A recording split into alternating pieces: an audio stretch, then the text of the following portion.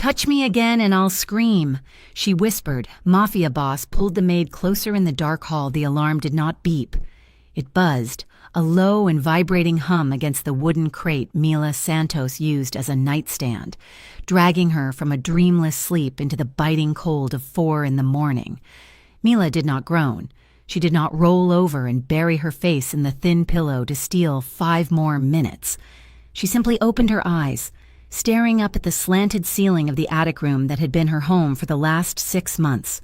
The darkness was absolute, save for the faint gray light filtering through the singular, grime-streaked window that overlooked the sprawling grounds of the estate.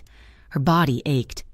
It was a dull, persistent throb in her lower back and the soles of her feet, a reminder of the 14 hours she had spent scrubbing, polishing, and fetching the day before. Mila sat up, shivering as the air hit her skin, and swung her legs over the side of the narrow cot. Her bare feet met the cold floorboards, and the shock of it helped to clear the fog from her mind. She began the mental arithmetic that governed her life. It was a ritual, a prayer she recited to keep herself from falling apart. $70,000. That was the original number. The price of her father's addiction, the sum of his bad luck and worse decisions at the card tables run by the Varani syndicate, $52,000. That was what remained. Mila stood and moved to the small basin in the corner to splash freezing water on her face. She scrubbed the sleep from her eyes, drying her skin with a rough towel. If she worked every shift available, if she took no days off, and if her father managed to stay away from the tables, she could clear the debt in 18 months. 18 months of invisibility. 18 months of keeping her head down and her mouth shut. She dressed quickly in the uniform that always felt 2 sizes too big in the shoulders and too tight in the waist, a stiff gray dress with a white apron that marked her as property of the house. She pulled her dark hair back into a tight bun, securing it with pins until not a single strand threatened to escape. In the mirror, her brown eyes looked back at her, framed by dark circles. But the resolve in them was hard like flint. She was 23 years old, but in this house, she felt ancient. By the time Mila descended the narrow servant staircase and entered the main body of the mansion, the sun had not yet risen. The Varani estate was a fortress of limestone and iron, situated high on the hills overlooking Ravensburg. It was a place of breathtaking, terrifying beauty. As she moved through the west wing, her canvas shoes making no sound on the polished marble floors, she felt the oppressive weight of the house pressing down on her. Every surface in the mansion gleamed with a cold, hostile perfection.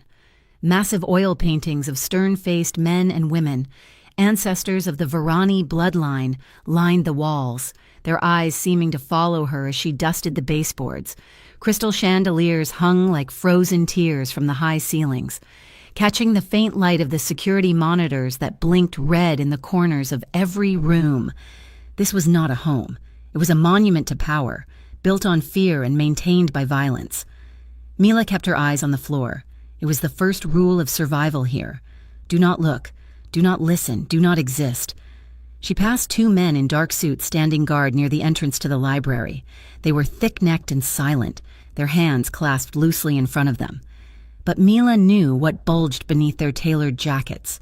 She could smell the stale scent of tobacco and gun oil on them as she squeezed past with her cleaning cart. They did not move out of her way. To them, she was less than the furniture. She was a ghost with a feather duster.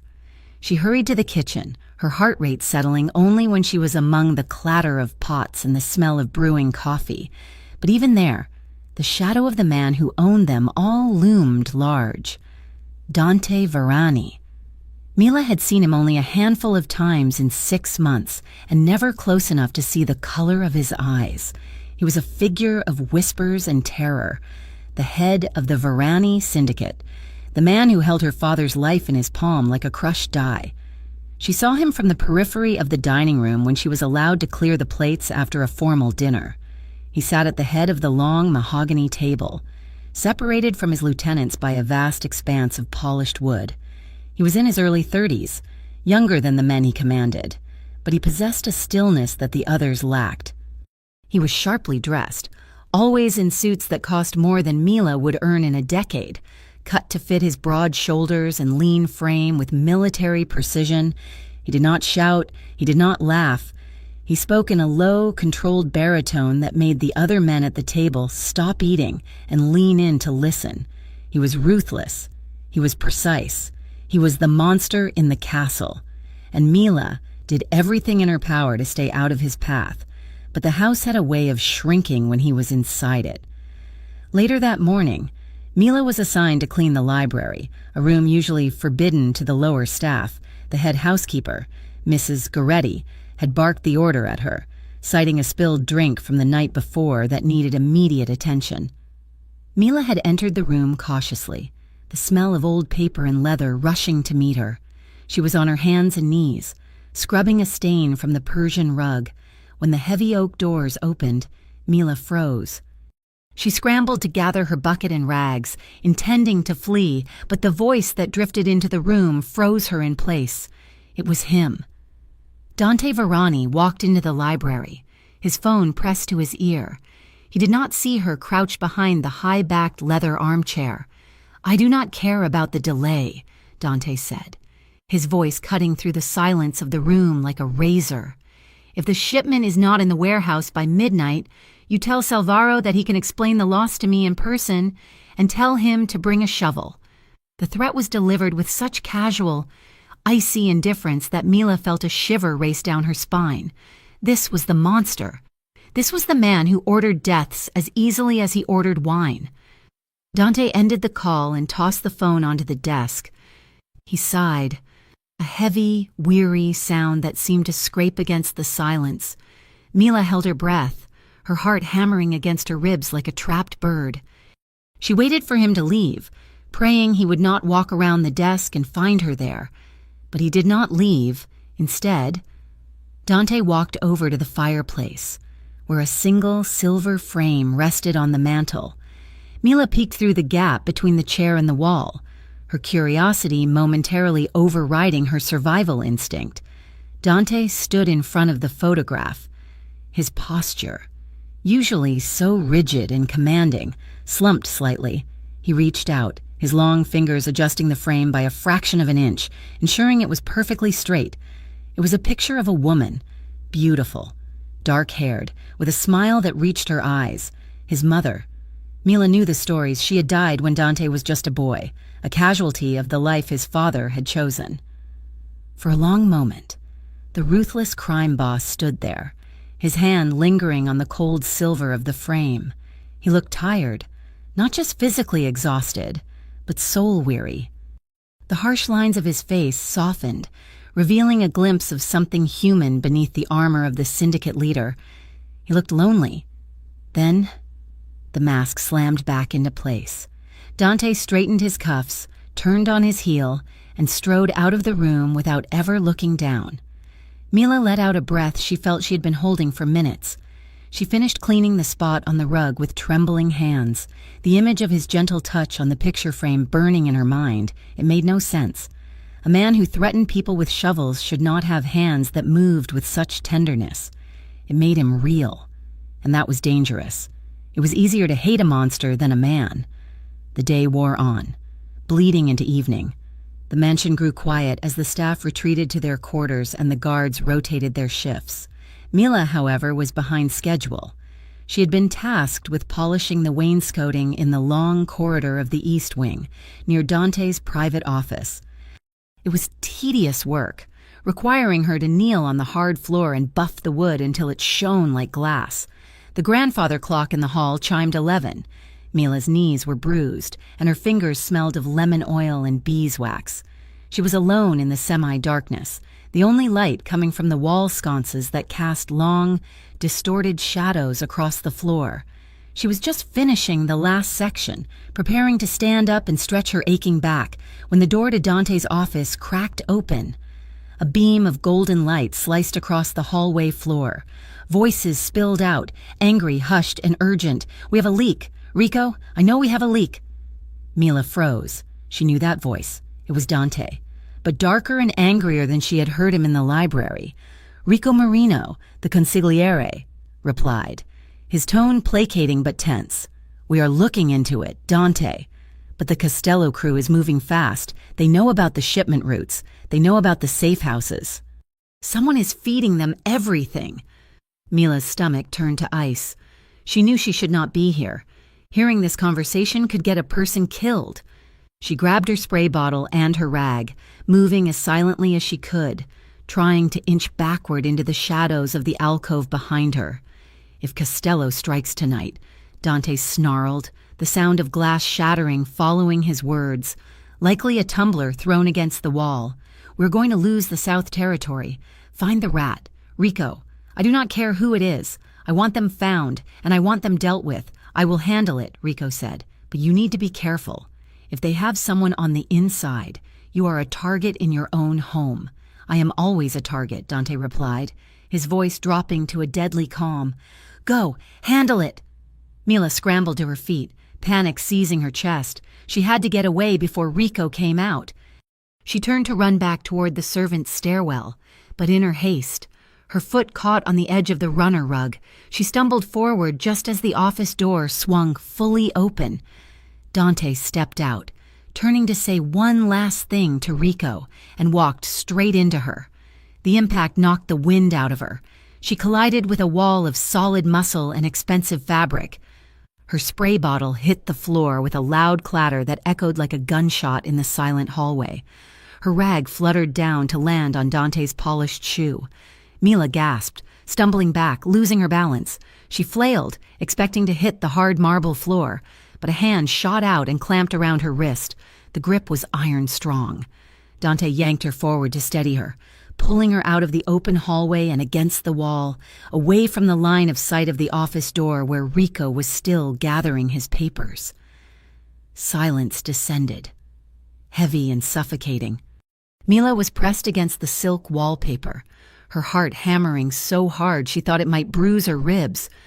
Dante stood over her, crowding her space, his body shielding her from the rest of the corridor. He was close, too close. She could smell him, a dark, intoxicating mix of sandalwood, crisp linen, and the metallic tang of adrenaline. Heat radiated from his chest, searing through the thin fabric of her maid's uniform. Dante did not let go of her wrist. His fingers were wrapped completely around it, his thumb pressing into the frantic pulse point at the base of her palm. He looked down at her, his dark eyes wide with surprise that quickly hardened into suspicion. "What are you doing here?" he asked.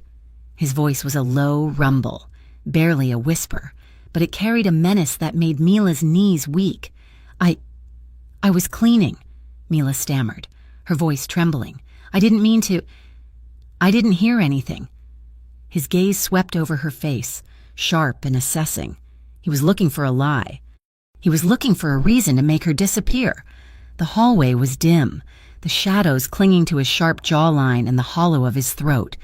"You were listening," he accused, stepping closer. His hips brushed against hers, a shock of contact that sent a jolt of electricity through her veins. It was fear, she told herself. It was only fear. "No," Mila whispered, pressing herself flatter against the wall, wishing she could melt into the plaster. "I swear, I was just leaving." Dante stared at her. The anger in his eyes shifted, replaced by something else. He seemed to suddenly realize how close they were. He looked at her wild hair, which had partially escaped its pins in the collision, and the flush of terror high on her cheeks. He looked at her mouth, her lips parted and trembling. He did not step back. Instead, he leaned in. The air between them grew thick and charged. Mila could feel his breath on her cheek, warm and scented with scotch. The hand on her wrist tightened, not hurting her, but anchoring her to him. The sheer size of him was overwhelming. He was a predator, and she was the rabbit, caught in the open, but beneath the terror, a strange, treacherous heat bloomed in her stomach. It was the way he looked at her, not as furniture, not as a ghost, but as a woman he had trapped. His gaze dropped to her lips again, lingering there. The silence stretched, vibrating with unsaid words and a tension that felt like a pulled wire. Mila's breath hitched. Her mind screamed at her to run, to beg, to apologize, but her body betrayed her. She leaned into his touch, just a fraction of an inch. Then, the survival instinct kicked back in, sharp and desperate. "Touch me again and I'll scream," she whispered. The words hung in the air, fragile and terrified. Her voice was breathy, shaking with a confusing mix of fear, anger, and something she didn't want to name. It was a ridiculous threat. No one would help her. If she screamed, his guards would come, not the police, but it was the only weapon she had. Dante went still. He looked at her, really looked at her, his dark eyes searching hers. He seemed surprised by her defiance, by the spark of fire in the trembling girl he held captive. A flicker of something passed across his face. Amusement? Respect? Hunger? He did not pull away. He leaned in closer until his forehead was almost touching hers. He was not kissing her, but he was sharing her air, letting their breaths mix in the narrow space between them. For a second, Mila thought he was going to call her bluff. She thought he was going to crush her mouth with his and take whatever he wanted, and God help her. For one insane, fleeting heartbeat, she wanted him to... Then Dante blinked, and the spell broke. He loosened his grip on her wrist, his fingers sliding slowly away from her skin, leaving a phantom burn behind. He stepped back, putting a foot of cold, empty space between them. He straightened his jacket, the mask of the syndicate boss sliding back into place, though his eyes remained dark and turbulent. "You heard nothing," Dante said, his voice flat and devoid of the heat that had been there seconds ago. "Do you understand? You were never here. You saw nothing. You heard nothing." Mila nodded mutely, clutching her wrist against her chest. "Good," he said. He looked at her one last time, his gaze lingering on the pulse that still fluttered in her throat. Then he turned and walked away, disappearing into the shadows of the corridor without looking back. Mila slid down the wall until she hit the floor. Her legs refused to hold her weight. She sat there in the dark hallway, surrounded by the smell of lemon polish and the lingering scent of his cologne, gasping for air as if she had just surfaced from deep water. Later, in the safety of her tiny attic room, Mila lay in bed, staring at the ceiling. She pulled the blanket up to her chin, but she couldn't stop shivering. She replayed the moment over and over again in her mind, the roughness of his hand, the heat of his body pressing her against the wall, the way his eyes had darkened when she threatened him. She should be terrified. She was terrified. He was a dangerous man, a killer.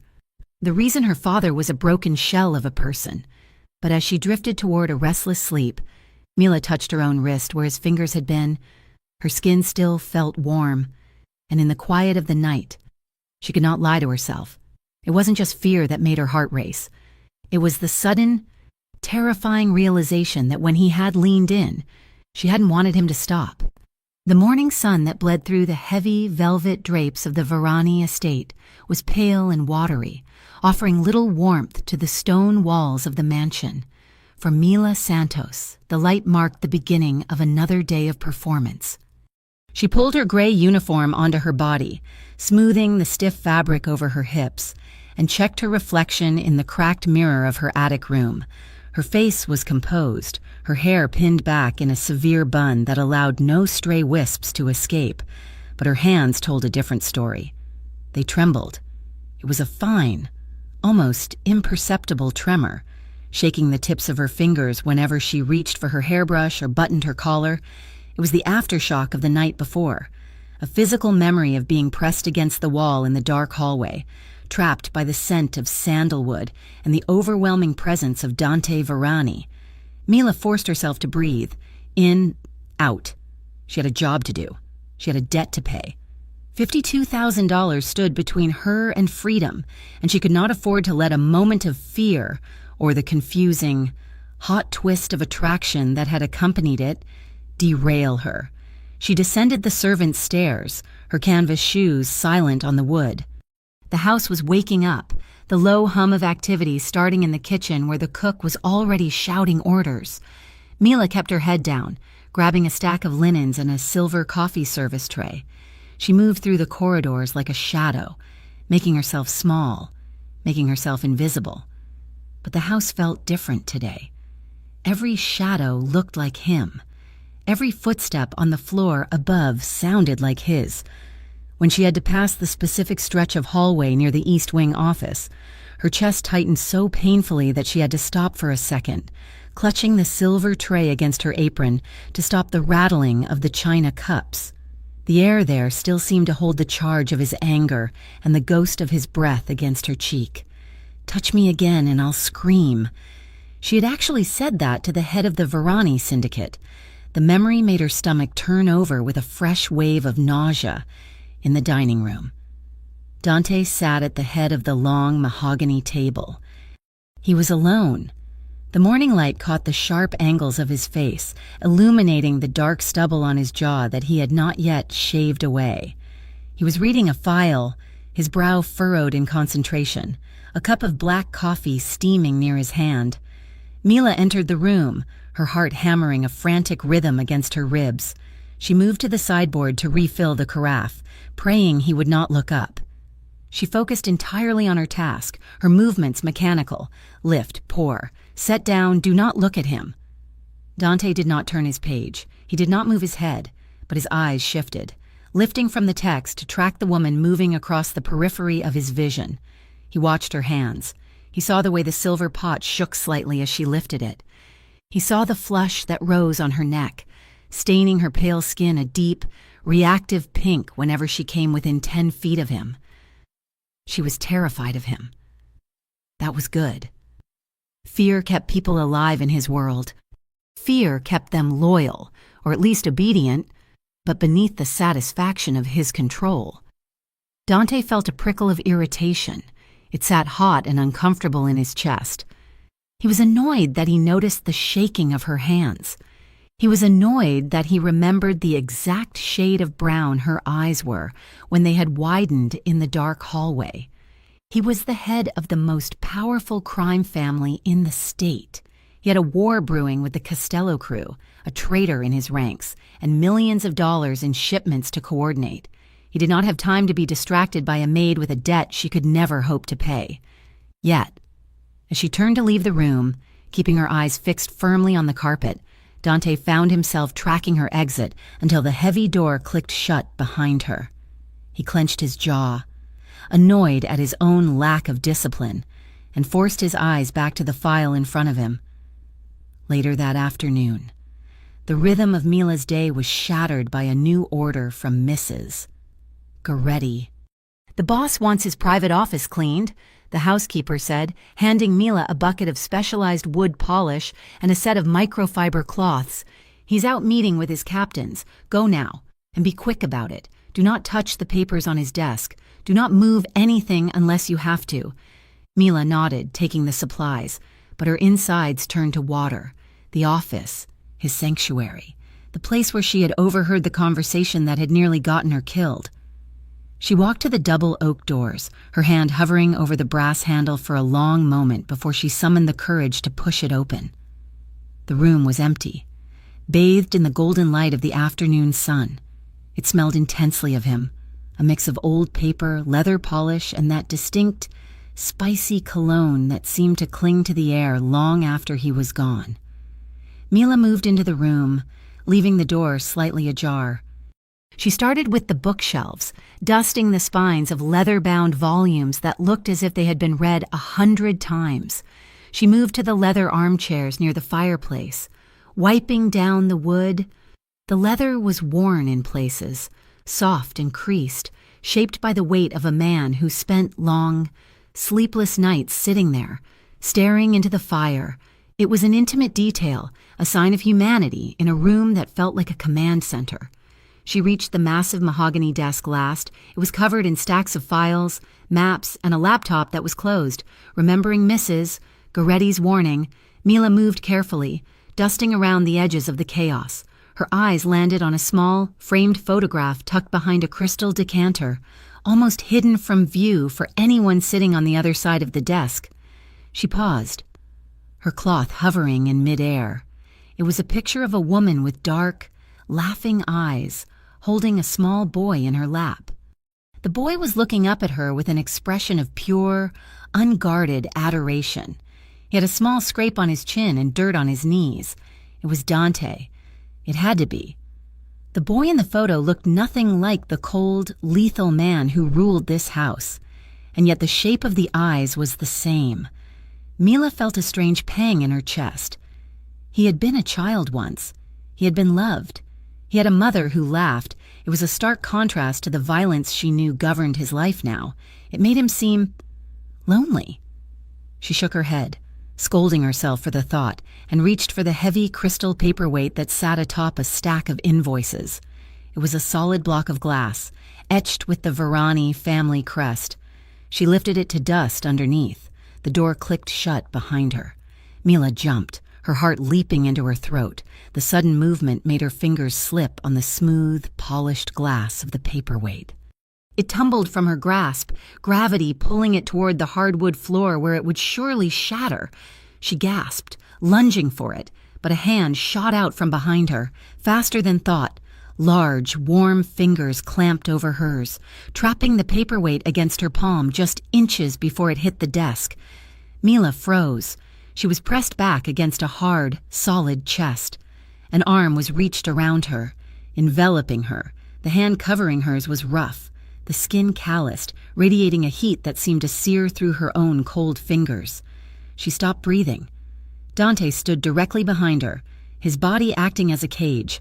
He had moved so silently she hadn't heard him enter. For a second, neither of them moved. The silence in the room was deafening, broken only by the ticking of the clock on the mantelpiece. Slowly, Dante guided her hand back to the desk, setting the paperweight down with a soft thud. He did not let go immediately. His thumb brushed over the back of her knuckles, a touch that was barely there but sent a shiver racing down Mila's spine. "Careful," Dante said. His voice was low, a rumble that she felt against her back as much as she heard it. Mila scrambled away from him, spinning around to face him. She backed up until her hips hit the edge of the desk, clutching her dusting cloth like a shield. "I'm sorry," she stammered, her face burning. "I didn't hear you come in. I'm so sorry, sir." Dante watched her, his expression unreadable. He had discarded his suit jacket, wearing only a white dress shirt with the sleeves rolled up to his elbows, revealing strong forearms corded with muscle. He looked less like a king and more like a brawler in the quiet of the office. He looked at the paperweight, then back at her. "You are jumpy, Mila." Use of her name. It sounded strange in his mouth, too intimate. "I'm just trying to do a good job," she whispered, lowering her eyes. Dante took a step toward her. He wasn't threatening her, not exactly, but his presence demanded attention. He reached out and Mila flinched, bracing herself, but he didn't strike her. He didn't grab her. He simply reached for her hand, the one that had held the paperweight, and lifted it. Mila trembled as he turned her hand over, palm up. His eyes fixed on the inside of her wrist. There, running diagonally across the pale skin, was a thin, jagged white scar. It was old, but visible. His thumb traced the line of the scar, his touch incredibly light, almost reverent. The calluses on his fingertips rasped against her soft skin, creating a friction that made Mila's breath hitch in her throat. "How did you get this?" he asked. His tone was not demanding. It was quiet, almost gentle. Mila stared at his hand holding hers. The contrast was startling, his large, tanned hand engulfing her smaller, paler one. "I fell." She lied, her voice weak. "When I was a little girl, on a fence." It was a lie. Her father had thrown a bottle in a drunken rage when she was 12. It had shattered against the wall, and a shard had sliced her arm when she raised it to protect her face. But she would not tell Dante Varani that. She would not give him another piece of her tragedy to hold. Dante looked up from her wrist, locking eyes with her. His gaze was intense, piercing, as if he could see the lie sitting on her tongue. But he did not push. He did not demand the truth. He rubbed his thumb over the scar one last time before releasing her hand. He stepped back, creating distance between them, though the air still felt charged and heavy. "If anyone in this house touches you," he said, his voice suddenly hard, dropping back into the register of the dawn, "you tell me." Mila blinked. confused by the shift. "Sir?" "My men," Dante clarified. "The guards, the staff. If anyone puts their hands on you or makes you feel unsafe, you come to me directly." "Do you understand?" Mila looked at him, searching for the trap. Why would he care? She was a maid. She was a debtor. But the look in his eyes was deadly serious. "I understand," she whispered. "Good. Finish up here, then go." He turned his back on her, walking toward the window to stare out at the grounds, effectively dismissing her. Mila gathered her supplies with shaking hands and fled the room, her heart pounding a frantic rhythm against her ribs. The rest of the day passed in a blur of nervous energy. Mila tried to focus on her work, scrubbing floors and polishing silver, but her mind kept drifting back to the office, the warmth of his hand, the thumb tracing her scar, the unexpected protection in his voice. Evening fell over the estate, casting long purple shadows across the gardens. Mila was tasked with taking the kitchen refuse out to the large bins near the delivery entrance at the back of the house. It was a chore she usually didn't mind. The cool air was a relief after the stifling heat of the kitchen. She hauled the heavy bag out the back door, the metal hinges groaning. As she tossed the bag into the dumpster and turned to go back inside, a figure stepped out from the shadows of the loading dock. It was Marco Bellini. He was one of Dante's lieutenants, a man with a smile that showed too many teeth and eyes that always seemed to be undressing her. He was leaning against the brick wall, smoking a cigarette, the ember glowing bright orange in the twilight. "Working late, sweetheart?" Marco asked, pushing off the wall and blocking her path to the door. Mila tightened her grip on the door handle. "Good evening, Mr. Bellini. I need to get back inside." Marco chuckled, taking a drag of his cigarette. He stepped closer, invading her personal space. The smell of smoke and stale sweat rolled off him. "You're always in such a rush," he drawled. "I see you running around this big house." "I see you coming out of the boss's office today. You were in there a long time." "I was cleaning," Mila said, her voice steady despite the fear coiling in her belly. "Sure, cleaning," Marco smirked. He reached out, his fingers brushing against her bare arm, lingering there. His skin felt clammy. "Maybe you could clean my room sometime. I could help you with that debt of yours. We could work something out." Mila recoiled as if he had burned her. She stepped back, her back hitting the brick wall. "Please don't touch me." Marco's smile faltered, replaced by a flash of annoyance. He stepped in, trapping her. "Don't be like that. I'm just being friendly. You think you're too good for me because Dante lets you dust his furniture?" He reached for her again, his hand moving toward her waist. "Get away from me," Mila snapped, raising her hands to push him back. Suddenly, a voice cut through the twilight like a whip crack. "Step away from her, Marco." The command was not loud, but it carried a weight that froze the air in Mila's lungs. Marco froze. His hand dropped to his side instantly. He spun around, his arrogant posture collapsing into something resembling fear. Dante Varani stood at the top of the stone steps leading to the back terrace. He was still in his shirt sleeves, but he looked larger than life. His face was a mask of icy fury. His shoulders were rigid, his hands curled into fists at his sides. He descended the stairs slowly, each step deliberate, like a predator closing in on a kill. "Boss," Marco stammered, backing away from Mila. We were just talking, just having a laugh." Dante did not look at Marco. His eyes were fixed on the space between Marco and Mila. He stopped 3 feet away, radiating a lethal calm that was far more terrifying than shouting. "I told you," Dante said, his voice low and vibrating with a deadly promise, "that the staff are off limits." Did I stutter? "Marco? No. Boss." "Of course not. Then why were your hands on her?" Marco swallowed hard, his Adam's apple bobbing. I didn't mean anything by it, just a misunderstanding." Dante finally looked at him. The look was cold enough to freeze hell. "Get out of my sight. If I see you near her again, you will lose the hand you tried to touch her with. Do you understand?" Yes, absolutely." Marco nodded frantically, casting one last resentful glance at Mila before turning and hurrying away into the darkness of the garden, disappearing toward the guards' quarters. Silence descended on the loading dock again. Mila stood pressed against the brick wall, her chest heaving, her hands clutching her apron. Dante stood with his back to her for a moment, watching Marco leave. Then he turned slowly. The anger drained from his face, leaving behind a stark, naked tension. His jaw was tight. He looked at her, scanning her from head to toe, checking for injuries. "Did he hurt you?" Dante asked. His voice was controlled, but Mila could hear the strain in it. Mila shook her head, unable to find her voice. She stared at him, wide-eyed. He had come for her. He had defended her. Dante took a step closer. He reached out, his hand hovering near her arm, the same arm Marco had touched, but he stopped inches away. His fingers curled inward, resisting the urge to make contact. He seemed to be fighting a war within himself.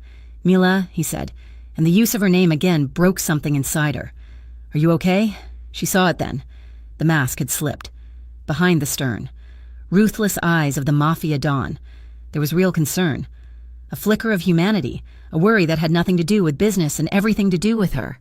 "I'm okay," she whispered, her throat tight. "Thank you." Dante nodded. Once. He didn't step back. He stayed in her space, shielding her from the dark.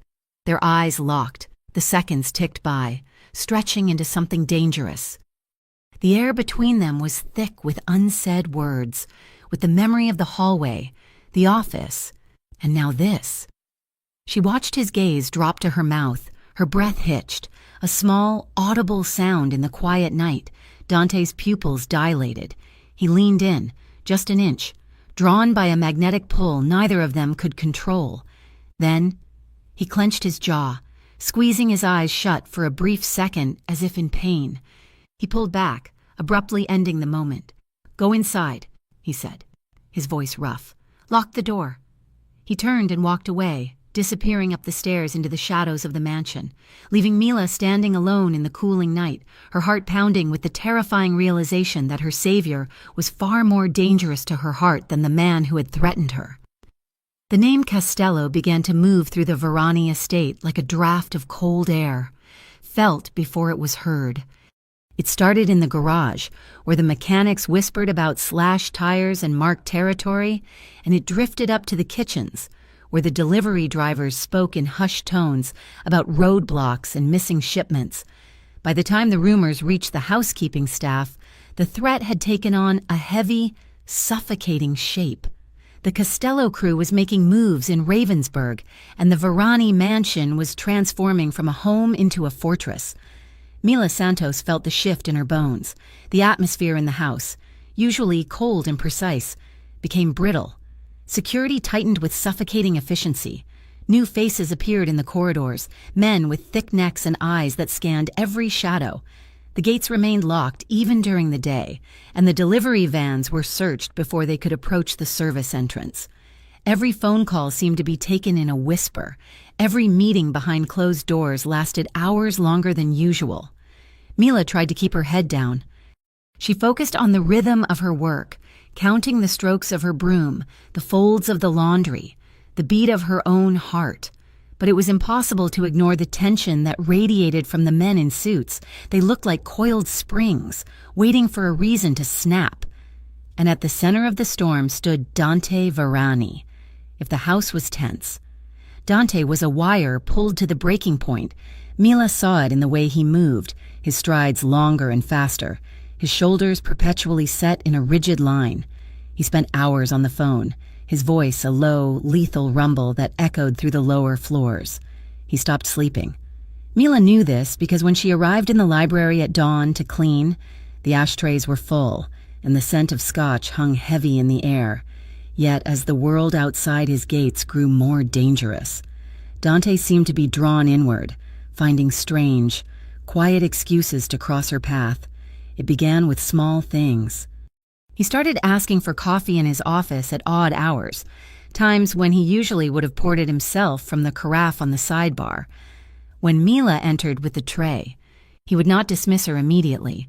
He would watch her set the cup down, his eyes tracking the movement of her hands, the curve of her neck as she bowed her head. One afternoon, While Mila was polishing the silver in the dining room, she felt a weight on her, a physical pressure against her skin. She turned to find Dante standing in the doorway.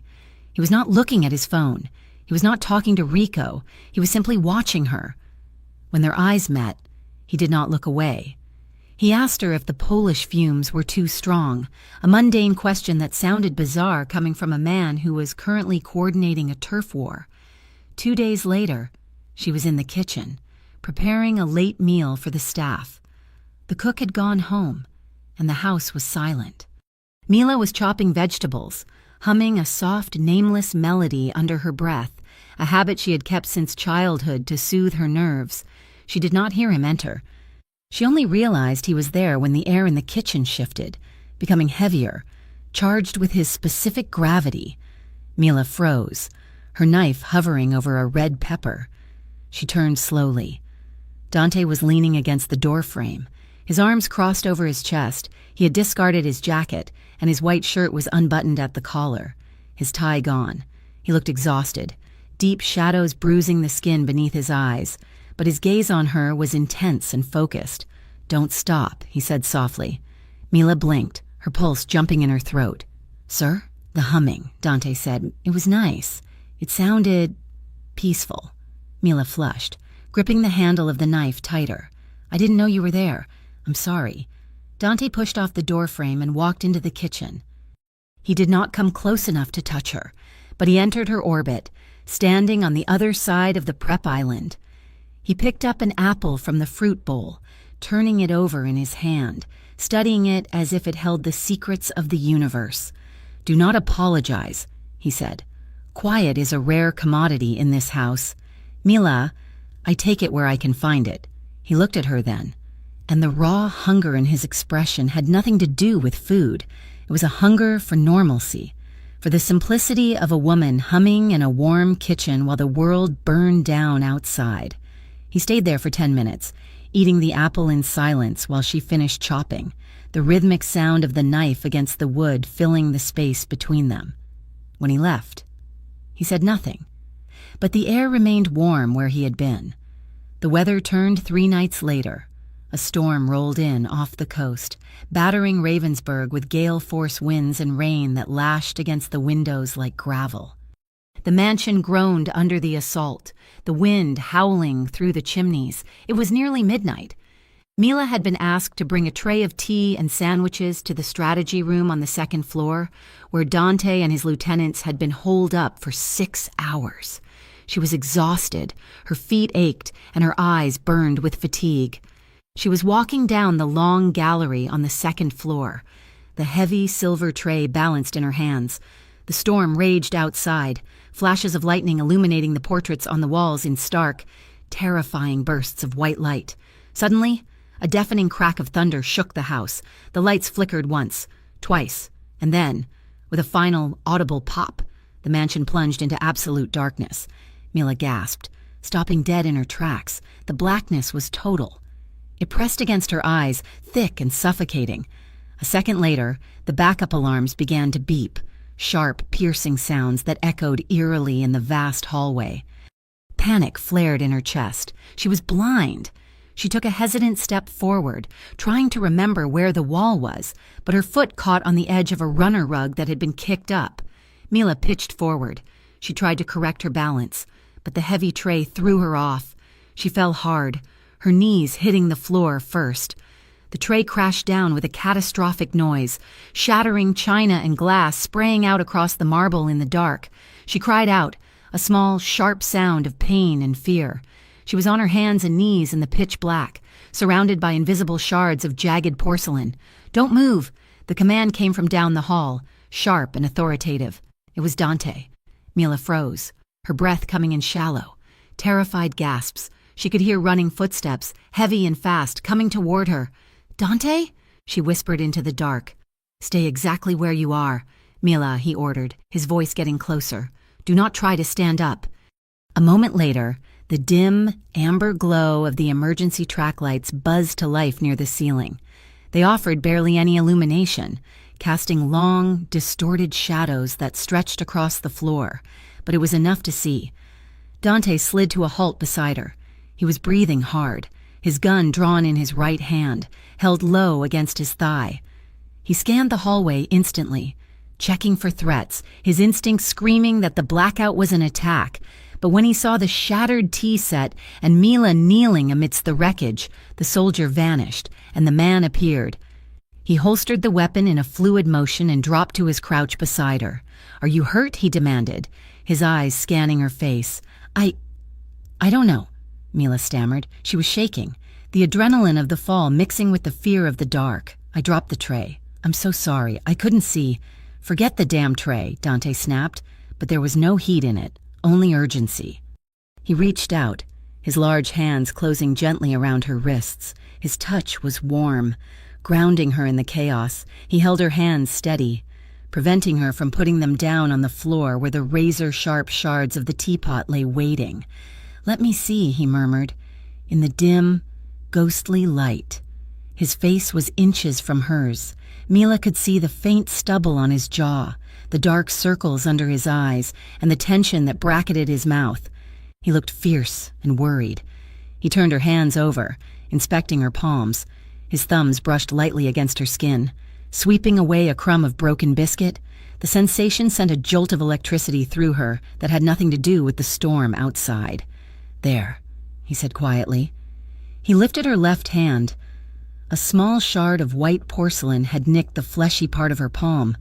A single drop of bright red blood welled up, stark against her pale skin. "It's just a scratch," Mila whispered, staring at his hands holding hers. Dante did not dismiss it. He shifted his weight, reaching into the inside pocket of his jacket to pull out a pristine white handkerchief. He unfolded it with one hand, never letting go of her with the other. "Hold still," he instructed. He pressed the cloth to her palm. He was incredibly gentle, his movements precise and careful, as if she were made of something far more fragile than the bone china she had just broken. He wrapped the handkerchief around her hand, tying it securely but not tightly. Mila watched him, her breath catching in her throat. The alarms were still beeping in the distance, and the wind was still howling outside. But in this small circle of dim light, the world had narrowed down to the two of them. She looked at his face. He was focused entirely on her hand. His lashes were long, casting shadows on his cheeks. He was so close she could smell the scent of him, rain, expensive tobacco, and the warm, human scent of his skin. Dante finished tying the knot. He did not pull away. His fingers lingered on her wrist, his thumb resting over her pulse, which was beating a frantic rhythm against his touch. He looked up, their eyes locked. The silence that stretched between them was heavy, laden with things that could not be said. Mila felt the heat of his gaze travel down her spine. He was looking at her mouth again, with that same terrifying intensity she had seen in the hallway. "You're shaking," he said. His voice was lower now, softer than she had ever heard it. It was a voice for the dark, intimate and rough. "I hate the dark," Mila admitted, her voice trembling. Dante stared at her for a second longer, his thumb stroking the inside of her wrist in a slow, unconscious rhythm. "I know," he said. He stood up, towering over her in the gloom. He reached down, offering his uninjured hand. "Come. We need to get you out of this glass before the power comes back and you see what a mess you have made." There was a dry humor in his tone that made Mila let out a shaky breath. She took his hand. He pulled her up effortlessly, his grip firm and sure. "Stay close to me," Dante commanded. He led her away from the wreckage, guiding her down the corridor toward the staff wing. The emergency lights were sporadic here, leaving long stretches of the hallway in near total darkness. Dante did not hold her hand as they walked, but he placed his right hand at the small of her back. He did not quite touch her. There was perhaps a millimeter of space between his palm and her uniform, but the heat radiating from his hand burned through the fabric of her dress. It was a hover, a protective shield, a promise of contact that made every nerve ending in Mila's body sing. She could feel him behind her, solid and massive. She matched her steps to his, moving blindly through the dark, guided only by his presence and the phantom touch at her waist. Every step was a silent, charged line between them. The air felt thick, difficult to breathe. Mila was acutely aware of how alone they were. The guards were likely securing the perimeter. The other staff were huddled in their quarters. It was just her and the king of Ravensburg, walking through the shadows. They reached the junction where the plush carpet of the main house gave way to the wooden floorboards of the servants' wing. Dante stopped. "You will be safe from here," he said, though he did not step back. The heat of his hand was still hovering at her back. Mila turned to face him. In the shadows, he was a silhouette, broad-shouldered and imposing. "Dante," she said, the name slipping out before she could correct herself to "Sir." He went still. "Yes?" Mila clutched her wrapped hand to her chest. "I know you are not just a businessman." The statement hung in the air. It was dangerous ground. She was acknowledging the open secret, the violence that paid for the roof over her head. Dante did not deny it. He did not threaten her. He simply watched her, his eyes catching a glint of the faint light. "I never said I was." "I know," Mila whispered. I don't want any trouble. I just want to work. I just want to pay my father's debt and leave." Dante took a step closer, invading her space. The movement was aggressive, but his voice was full of a weary resignation. "Do you think I wanted this?" he asked quietly. "Do you think I walked into the library that day and saw you and thought, 'Yes, let me drag this girl into my hell'?" Mila looked up at him, startled by the bitterness in his tone. "I never intended for you to be part of this." "Mila," Dante said, his voice rough around the edges, cracking with a sudden, raw emotion. "I never intended to notice you." Mila's heart hammered against her ribs. "What do you mean?" Dante looked away, staring down the dark corridor. He ran a hand through his hair, a gesture of frustration she had never seen him make. "I do not like it," he confessed, his voice dropping to a gravelly whisper. "I do not like the way you look at me when you think I am not watching. I do not like the fear in your eyes. I hate that you are afraid in my house, especially of me." He looked back at her, and the intensity of his gaze pinned her to the spot. Mila felt her breath hitch. The walls of her defenses were crumbling. She should be afraid. She was afraid, but that wasn't the only thing she felt. "It's not just fear," she whispered. The words were out before she could stop them. They were a confession, a surrender. Dante froze. The air in the hallway seemed to vanish. He looked at her, searching her face, trying to understand what she was saying. "What is it then?" he asked, his voice barely audible. Mila looked away, her cheeks burning hot in the darkness. She couldn't say it. She couldn't tell him that when he touched her wrist. She wanted him to move his hand higher. She couldn't tell him that she felt safer with him in the dark than she did anywhere else. "I don't know." She lied, her voice weak. Dante took a slow, deep breath. He stepped closer, so close that his chest brushed against hers. He raised his hand, the one that had been hovering at her back, and for a terrifying, wonderful moment, Mila thought he was going to cup her face. She thought he was going to kiss her. She tilted her head up, her lips parting, waiting, wanting. Dante's hand hovered near her cheek. His fingers trembled slightly. He wanted to... God, she could see how much he wanted to. But then, the hallway flooded with blinding white light. The generator kicked in fully. The chandeliers blazed to life overhead. The darkness was banished, and with it, the cover of the night. Dante flinched as if he had been struck. He snatched his hand back, stepping away from her instantly. The intimacy of the shadows evaporated, leaving them exposed under the harsh, unforgiving glare of the electric lights. He blinked, his face closing off, the mask slamming back into place.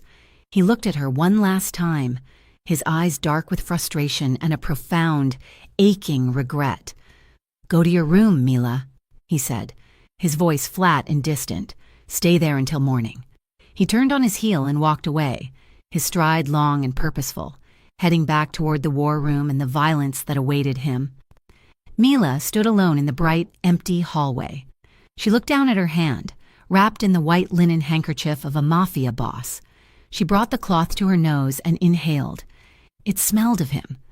She closed her eyes, her heart aching with a mixture of relief and disappointment. The lights were back on, but she knew, with terrifying certainty, that she was still lost in the dark with him. The phone in Mila's apron pocket buzzed against her hip, a violent insect-like vibration that startled her out of her rhythm. She was stripping the linen from the guest beds in the West Wing, a mindless task that usually allowed her to drift into a numb, protective haze. But the buzzing persisted, urgent and demanding. Mila dropped the bundle of sheets onto the carpet and wiped her hands on her apron. She pulled the phone out. The screen was cracked, a spider web of glass over the display, but the name flashing there made her blood run cold. Leo. Her brother never called while she was working. He knew the rules. He knew that the Varani estate was a black hole for personal connections, a place where outside distractions were grounds for dismissal. If Leo was calling at 2 p.m. on a Tuesday, something was wrong. Mila moved to the corner of the room, away from the door, and pressed the phone to her ear. "Leo?" she whispered, her voice tight. "Mila?" Leo's voice was thin, strained, as if he were trying to keep it from cracking. "You need to come home." Mila's grip on the phone tightened until her knuckles turned white. "What happened? Is it Dad? Did he—" "No, it's not Dad." Leo cut her off, his breath coming in short, panicked hitches. "It's these men. Mila—" "2 of them. They came to the apartment building an hour ago. They were knocking on the neighbors' doors, asking about us, asking about you." Mila felt the floor tilt beneath her feet. "Who were they?" "I don't know," Leo said. "Mrs. Russo downstairs said they were wearing suits, expensive ones. She said they asked where the Santos girl lives. They asked if she was still working for the Varani family. And then what?" "Leo?" Mila demanded, her voice rising in panic. "Then one of them told Mrs. Russo to tell me that Varani's maid should be careful." Leo choked out. "He said that accidents happen when people choose the wrong friends." "Mila, I'm scared. They know where we live." The air left Mila's lungs. It was a physical blow, a punch to the gut that left her gasping. They had crossed the line, the invisible barrier that was supposed to separate her debt from her family, her work from her life, had been shattered. "Lock the door," Mila ordered, her voice trembling with a sudden, icy fury she had never felt before. "Do not open it for anyone, not even Dad. I am going to fix this." She ended the call without waiting for an answer. She shoved the phone back into her pocket, not caring that she might crack the screen further. The fear that had defined her existence in this house for 6 months evaporated, replaced by a white-hot rage that burned through her veins like gasoline. They had threatened Leo, her baby brother, the only innocent thing left in her life. Mila turned and marched out of the guest room. She did not walk with the invisible, shuffling gait of a maid. She walked with purpose, her heels striking the floorboards with a hard, rhythmic clatter. She passed the head housekeeper, "Mrs. Goretti, in the hallway." "Mila, Mrs." Goretti barked. "Where are you going? The linens are not finished." Mila did not answer. She did not even turn her head.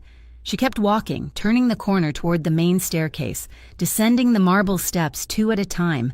She ignored the startled looks of the guards posted at the bottom. She ignored the protocol that forbade staff from the East Wing during business hours. She reached the double oak doors of Dante's private office. The 2 bodyguards stationed there stepped forward to intercept her, their hands raising in warning. "You can't go in there, miss," one of them said, his voice bored but firm. "The boss is—" Mila didn't stop. She didn't slow down. She reached out and shoved the heavy door open with both hands, the wood groaning against the hinges as it slammed against the inner wall with a deafening crash. Dante Varani was sitting behind his desk, a phone pressed to his ear, his back to the window. He looked up, his dark eyes widening in genuine shock at the intrusion. He had expected an assassin, perhaps a rival captain. He had not expected the maid who usually trembled when he looked at her. Dante said something sharp into the phone and hung up, tossing the device onto the leather blotter. He stood up slowly, his gaze wary. Mila walked straight to the desk, the space between them, usually a canyon of power and status, vanished. She reached into her pocket, pulled out her phone, and slammed it down onto the polished mahogany surface. The sound echoed like a gunshot in the silent room. "Why are they at my house?" she demanded. Her voice was not a whisper today. It was loud, clear, and vibrating with accusation. Dante looked at the phone, then at her face. He saw the tears swimming in her furious eyes, the flush on her cheeks, the way her chest heaved with every breath. He signaled to the guards who had rushed in behind her. "Leave us," Dante ordered, never taking his eyes off Mila. "But boss—" The guards started. "Out!" Dante roared, the command cracking through the room. The guards retreated, closing the doors, sealing them in. Dante looked back at Mila. He did not yell at her for the interruption. He did not punish her for her tone. His face had gone pale, the blood draining away as the implication of her words hit him. "Who is at your house, Mila?" he asked, his voice low and deadly serious. "Men!" Mila spat, her hands curling into fists at her sides. "Men in suits, asking about me, threatening my brother, telling my neighbors that Varani's maid should be careful." She choked on a sob, forcing it down, refusing to cry in front of him. "You told me I was safe," she accused, her voice breaking. "You told me to keep my head down. I scrub your floors. I wash your clothes. I pay for my father's mistakes with my life. But you never said they would come for Leo." Dante stared at her, and for the first time since she had known him, he looked shaken. The mask of the untouchable crime lord slipped, revealing a man horrified by his own collateral damage. He knew exactly who had sent them. It was the Costello crew. They were probing the weak spots in his armor, and somehow they had realized that the girl who cleaned his office was one of them. He reached for his desk phone, punching a single button. "Rico, get in here." Dante barked into the receiver. "Now." He hung up and looked at Mila. He walked around the desk, moving toward her. Mila flinched, taking a step back. But Dante stopped. He ran a hand through his hair, his composure fracturing. "I did not know." He said, "Mila, you have to believe me. I did not know they had identified you. You made me a target," Mila cried, the tears finally spilling over. Hot tracks running down her face. "You dragged us into this. We are nothing to you, just numbers in a ledger. Pieces on a chessboard that you sacrifice so you can keep your empire." The accusation hit him like a physical blow. Dante winced. He opened his mouth to defend himself, but the doors opened and Rico rushed in, looking breathless. "What is it?" Rico asked, looking between the weeping maid and the frozen boss. "Costello sent men to her brother's apartment," Dante said, his voice cold and flat. Rico cursed, looking at the floor. "They must have tailed her on her day off. Or they have a source in personnel records. I want a team there," Dante ordered. "Not in an hour. Now. Send the Bravo unit. I want 4 men on the door, 2 in the lobby. Move the brother to a safe house if he agrees, but if he refuses, lock that building down. No one gets in. No one gets out." Rico nodded, understanding the gravity of the order. "Consider it done." Rico left, the door clicking shut again. Dante turned back to Mila. The anger had not left her eyes, but it was mixed now with a terrified exhaustion. She looked small in the middle of his office, standing on the expensive Persian rug, shaking apart. "Mila," Dante started, stepping closer. "Don't," she whispered, holding up a hand. "Don't tell me it's going to be okay. You don't get to say that. I never chose this. Dante, I never asked to be part of your war." "I know," Dante said. He took another step, closing the distance. "I know you didn't. And I hate that you are—" He reached for her. It was an instinct he couldn't suppress. He wanted to stop the shaking. He wanted to hold the pieces of her together. He placed his hands on her shoulders. Mila flinched violently, her body going rigid under his touch, but she didn't pull away. She stood there, trapped by his hands, staring up at him with wide, wet eyes. "I have been trying to keep you safe," Dante said, his voice rough with emotion. "Even if it doesn't look that way, even if I have failed. I have been trying to keep you out of the line of fire." "You failed," Mila whispered. "Yes," Dante admitted, his thumbs pressing into the fabric of her uniform, his grip tightening slightly as if he were afraid that if he let go, she would shatter. "I failed, but I will not let them touch him. Mila, I swear to you on my mother's grave, no one will touch your family." The sincerity in his voice broke the dam. The adrenaline that had carried Mila from the guest wing to his office finally ran out. leaving her hollow and trembling. A sob ripped through her chest, a ragged, painful sound. Dante hesitated. He was a man of violence, not comfort. He did not know how to hold things without crushing them. But seeing her break down, seeing the pain he had caused etched onto her face, he couldn't stand apart any longer. He pulled her in. It was not a gentle motion. It was firm, desperate. He wrapped his arms around her, pulling her flush against his chest, burying her face in the expensive wool of his suit. Mila stiffened for a heartbeat, and then she collapsed against him. Her hands came up, gripping the lapels of his jacket, twisting the fabric in her fists. She cried into his chest, letting go of the terror, the stress, the endless counting of days and dollars. Dante held her. He rested his chin on the top of her head, closing his eyes. He could feel her trembling against him. He could feel the wetness of her tears soaking through his shirt. His heart hammered against his ribs, heavy and fast, a rhythm that matched hers. For a moment, the war outside didn't exist. The threats, the money, the blood. It all faded into the background. The world narrowed down to the warmth of her body and the steadiness of his hold. He was an anchor, and she was the storm, and for the first time in his life, Dante felt like he was exactly where he was supposed to be. "I've got you," he murmured into her hair, his voice a low rumble that vibrated through her. "I've got you. You are safe here." Mila breathed him in. He smelled of sandalwood and starch and safety. It was confusing and terrifying to feel so safe in the arms of the man who was the source of all her danger. But she couldn't let go. She needed this. She needed to feel like someone was on her side. Slowly, the sobbing subsided into quiet, hitched breaths. Mila pulled back slightly, creating a few inches of space between them. She didn't let go of his jacket. She looked up. Dante was watching her.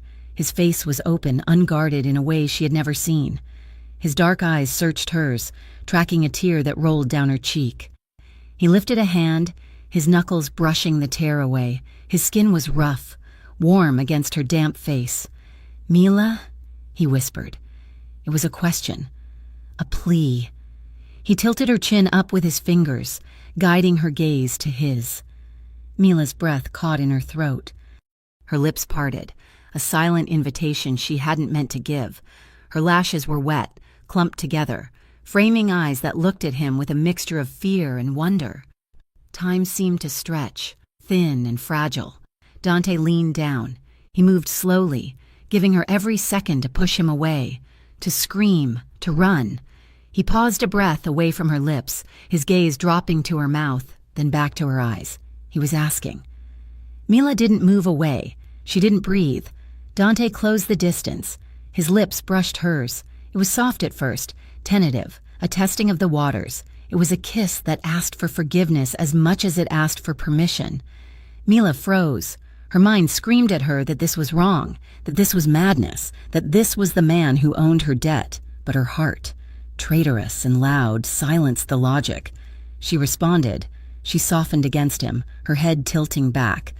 Her hands, which had been gripping his lapels, slid up, moving over the solid line of his shoulders, her fingers curling into the hair at the nape of his neck.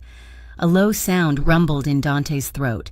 The kiss deepened, shifting from tentative to urgent. He tasted of coffee and desperation. His hand, the one that had been on her shoulder, slid down her back. Settling at her waist, he pulled her closer, eliminating the last bit of space between them, pressing her hips against his.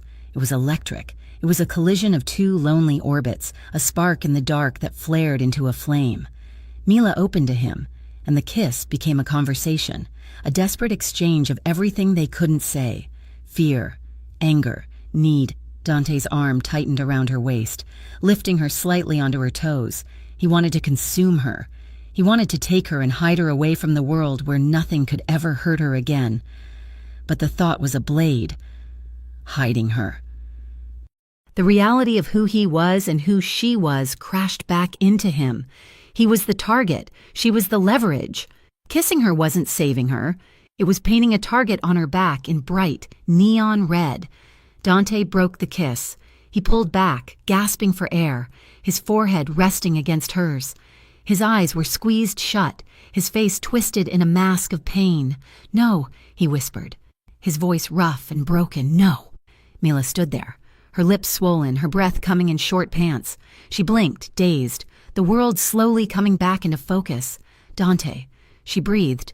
Dante opened his eyes. They were dark, filled with a turbulent storm of desire and regret. He looked at her mouth, then forced himself to look away. "I shouldn't want this," he rasped. "Not now, not in the middle of a war." He stepped back, his hands falling away from her waist. The loss of contact was physical, a cold draft rushing into the space where his heat had been. Mila felt the rejection like a slap. She wrapped her arms around herself, shivering. The reality of what she had just done washed over her. She had kissed her boss. She had kissed the Mafia Don. She had kissed the man who had put her brother in danger. Flustered and shaken, she took a step back, stumbling slightly. I don't know what I'm doing," she whispered. Dante looked at her. His jaw clenched so tight a muscle ticked in his cheek. "You are terrified. Mila, you are looking for comfort. Do not mistake it for something else." Mila looked at him, hurt flashing in her eyes. "Is that what you think this was? Just fear?" Dante didn't answer. He couldn't tell her the truth, that it was the only real thing he had felt in years. He couldn't tell her that because if he did, he would never be able to let her go, and he had to let her go. "How can I trust you?" Mila asked, her voice trembling again. "Your world keeps hurting the people I love, and now this." She gestured vaguely between them, at the charged air that still hummed with the memory of the kiss. "I don't know if I can do this. Dante, I don't know if I can trust you." Dante looked at her, standing in the wreckage of his solitude. He straightened his spine, forcing the armor back into place. "You shouldn't," he said simply. Mila stared at him for a long moment, searching for a sign that he didn't mean it, but his face was stone. She turned and walked to the door. She paused with her hand on the brass handle, looking back one last time. Dante hadn't moved. He was watching her, a solitary figure in a room full of power, looking like a man who had just lost the only thing that mattered. Mila opened the door and left. Dante listened to her footsteps fade down the hallway. He looked down at his desk, at the spot where she had slammed her phone. He picked up his own phone, his grip threatening to crack the plastic. He had promised to protect her. And as the taste of her lingered on his lips, bitter and sweet, Dante realized with a sickening clarity that the only way to truly protect Mila Santos might be to cut her out of his life completely, even if it broke him. The betrayal arrived on a Tuesday, quiet and lethal, hidden inside a manila folder that Rico Marino placed on Dante's desk. The office was silent, save for the heavy, rhythmic ticking of the grandfather clock. Outside, the sky was a bruised purple, the threat of another storm lingering over Ravensburg. "We found the leak," Rico said, his voice devoid of any satisfaction. Dante did not look up from the documents immediately. He finished signing a transfer order, his pen scratching loudly against the paper. Before he set it down and met his consigliere's gaze. "Who?" Dante asked. "It is not just a leak." "Dante," Rico said, bypassing the question. "It is a flood. Someone has been feeding the Costello crew everything. Shift changes, security blind spots, shipment routes. And they gave them the girl." Dante went still. The air in the room seemed to crystallize. "What did you say?" "They gave Costello Mila's schedule," Rico continued, his jaw tight, "and they gave them her family's address." Dante stood up. The motion was slow, controlled, but the violence radiating from him was palpable. He reached for the folder, flipping it open. The name of the traitor was there, but his mind was already racing past the betrayal to the consequence. "Where is she?" Dante demanded. "She is in the West Wing," Rico said. "She was cleaning the—" Dante's phone rang. It was the landline on his desk, the private line reserved for emergencies. But it wasn't ringing. The light was blinking. The line was dead. Panic, cold and sharp, pierced through Dante's chest. He grabbed his cell phone and dialed the security post at the staff gate. "Report," Dante barked. "Boss," the guard's voice crackled. Confused. "We just saw the maid leave. She was running. She said her brother was hurt." Dante dropped the phone. He didn't bother to hang up. He was already moving, rounding the desk and sprinting for the door, shouting over his shoulder. "Get the car," 10 minutes earlier. Mila had been polishing the banister on the second-floor landing. Her phone had vibrated against her hip. When she answered, a voice she didn't recognize, frantic and loud, told her that Leo had been in an accident. He was at the hospital. He was asking for her. Logic abandoned her. The fear that had been gnawing at her for days exploded. She didn't think to call Dante. She didn't think to check with security. She only thought of Leo, lying on a stretcher, paying the price for her job. She ran. She flew down the servants' stairs, bursting out of the side door and sprinting across the gravel driveway toward the staff gate. The guards, seeing her distress, opened the pedestrian lock without question. Mila stumbled onto the public road, her chest heaving. The caller had said an ambulance took him. She needed a taxi. She needed to get to St. Jude's. A gray van idled by the curb, its engine rumbling low. As Mila passed it, the side door slid open with a harsh metallic screech. Before she could turn, before she could even register the movement, 2 men in balaclavas lunged out. Mila screamed, but the sound was cut off instantly by a rough, gloved hand clamping over her mouth. An arm hooked around her waist, lifting her feet off the ground. She kicked, her canvas shoes scraping uselessly against the pavement, but they were too strong. They dragged her into the dark maw of the van. The door slammed shut, sealing out the daylight. Mila fought like a wild thing. She clawed at the hand over her face, sinking her nails into the leather glove. She thrashed and twisted, her elbow connecting with a rib cage, eliciting a grunt of pain from one of her captors. "Hold her down," a voice snarled. Weight pressed down on her legs. A heavy knee pinned her chest to the metal floor. Mila gasped for air, staring up into the blank black fabric of a mask. Tears of rage and terror blurred her vision. Zip ties cinched around her wrists, biting deep into the skin, pulling her arms painfully behind her back. Mila stopped fighting as the realization washed over her. This wasn't an accident. Leo wasn't hurt. This was the war. This was the darkness she had stepped into the moment she signed her name to the Varani ledger. As the van screeched away, throwing her against the side panel, Mila squeezed her eyes shut. She saw Dante's face. She saw the way he had looked at her in the office, the promise he had made. "I will not let anyone touch your family." He had failed, and she had been a fool to trust him. She should never have let her heart get involved with a man who lived in a world where people were snatched off the street in broad daylight. The strategy room of the Varani mansion was usually a place of cold calculation. Today, it was a blast furnace. Dante stood at the head of the table. He had not sat down in an hour. His jacket was gone, his sleeves rolled up, his tie discarded on the floor. He slammed his fist onto the heavy oak table, the sound echoing like a gunshot, making the 3 captains in the room flinch. "Find her," Dante roared. "I do not care if you have to tear every warehouse in the district apart brick by brick. You find that van." Rico stood by the monitors, his face pale. "We are tracking the cell towers. Dante, the van had swapped plates, but we have a visual on it heading toward the industrial sector. The industrial sector covers 20 square miles." Dante snapped, his voice cracking with a fury that terrified his men. "Narrow it down, now." He paced the room like a caged tiger. Every second that ticked by was a second she was in their hands. He imagined what they were doing to her. He imagined her fear. The thought made bile rise in his throat. He had promised her safety. He had kissed her and promised her she was safe, and then he had let her walk right into a trap. "If they touch her," Dante said, his voice dropping to a whisper that was far more terrifying than his shouting, "I will burn Ravensburg to the ground. I will leave nothing but ash." "Boss," the tech specialist called out, his voice trembling, "we got a ping. Her phone.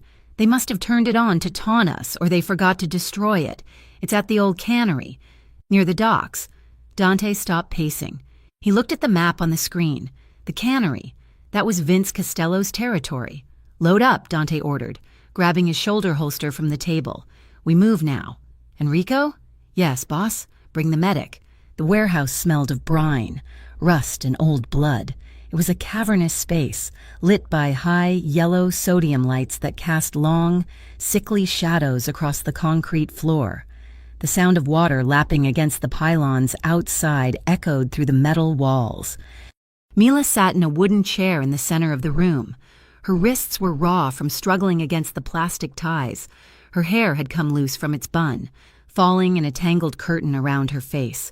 A bruise was blooming dark and purple on her cheekbone, a souvenir from when they had dragged her out of the van. She kept her head up. She refused to cry. She refused to give them the satisfaction. Vince Costello stood in front of her. He was a thick-set man with a scar running through his eyebrow and a suit that looked cheap compared to Dante's. He was smiling, twirling a knife between his fingers. "You are a pretty little thing, aren't you?" Vince sneered. Varani always did have expensive taste. I wonder what he sees in a maid. Does he have you scrub the floors in that little outfit? Mila stared at him, her eyes burning with hatred. "He sees more in me than your father sees in you." She spat. Vince's smile vanished. He stepped forward, raising his hand to strike her again. The massive metal doors of the warehouse exploded inward. The sound was deafening. The heavy lock mechanism shattered, sending shrapnel skittering across the concrete. Vince spun around. Dante Varani walked through the dust and smoke. He was not running. He was walking with the terrifying, inexorable purpose of death itself. He held a suppressed pistol in his right hand, held low. Flanking him were 4 of his best men, weapons raised, fanning out into the shadows. Dante's eyes swept the room. He ignored Vince. He ignored the 6-armed guards scrambling for cover behind crates. His gaze locked instantly on Mila. He saw the blood on her lip. He saw the bruise on her cheek. Something inside Dante broke. It was not a fracture. It was a complete annihilation of the restraint he had practiced for 30 years. "Drop them," Dante said. His voice carried across the vast space. Calm and cold? Vince laughed, though it sounded nervous. "You come into my house, Varani, for a maid? You really have gone soft." Vince grabbed Mila by the hair, hauling her chair back. He pressed the tip of his knife against her throat. Mila gasped, her head forced back, her eyes finding Dante's. "Take another step and I open her up," Vince warned. Dante stopped. He was 20 feet away. His gun was trained on Vince's head, unwavering. His body was coiled, lethal energy vibrating under his skin. "Let her go." "Vince," Dante said, "and I will let you live long enough to beg for mercy." Vince sneered, tightening his grip on Mila. "I don't think so." "Boys, kill him!" Gunfire erupted. It was chaotic and loud. Dante didn't flinch. As Vince's men opened fire from the catwalks, Dante's team returned it with surgical precision. Vince tried to drag Mila backward, using her body as a shield. Mila screamed, stomping her heel down onto Vince's instep with all her strength. Vince howled, his grip loosening for a fraction of a second. That was all Dante needed. He moved. He didn't seek cover. He advanced, walking straight into the line of fire. A bullet tore through the side of his jacket, grazing his ribs, spinning him slightly, but he didn't stop. He corrected his aim and fired a single shot. The bullet struck the revolver in Vince's hand, shattering the metal and taking 2 of Vince's fingers with it. Vince shrieked, dropping the knife and clutching his mangled hand. Mila threw herself sideways, tipping the chair over, crashing to the floor out of the line of fire. Dante was on Vince in a heartbeat. He didn't shoot him again. He holstered his weapon and pistol-whipped Vince across the jaw with a force that cracked bone. Vince hit the floor and stayed there, unconscious. Silence fell as quickly as the violence had started. The last of Costello's men had been neutralized by Rico's team. Dante didn't look at the bodies. He fell to his knees beside the overturned chair. "Mila," he choked out. He holstered his gun and pulled a knife from his boot, slicing the zip ties from her wrists with a terrified urgency. As soon as the plastic snapped, Mila scrambled up, collapsing forward into him. Dante caught her. He wrapped his arms around her, pulling her so tight against his chest that he could feel her heart beating against his own. "I've got you," he whispered, burying his face in her neck. "I've got you.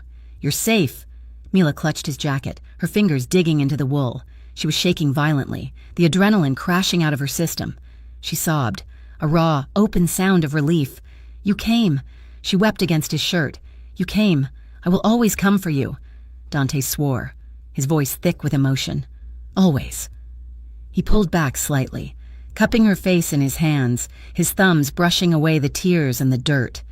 He looked at the bruise on her cheek, and his eyes darkened with a pain so profound it made Mila's breath hitch. "I am so sorry," he whispered. The safe house was a quiet, unassuming farmhouse 20 miles outside the city limits.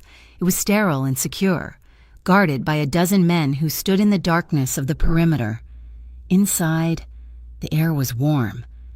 Dante sat on the edge of the bed in the master bedroom, his shirt removed, a white bandage wrapped around his ribs where the bullet had grazed him. The medic had stitched the wound and left, leaving a bottle of antiseptic and a pile of gauze on the nightstand. Mila stood by the basin, wringing out a warm cloth. She had refused to let the medic tend to the dried blood on Dante's arms. She needed to do it. She needed the task to steady her hands. She walked over to him. The room was dimly lit by a single lamp, casting soft shadows across the planes of his chest and the hard muscles of his abdomen. He watched her approach, his eyes following her every movement. "Sit still," Mila whispered. She stepped between his spread knees. She began to wipe the dried blood from his forearm, her touch feather-light. She traced the lines of his veins, the scars of old battles, and the fresh bandage on his side.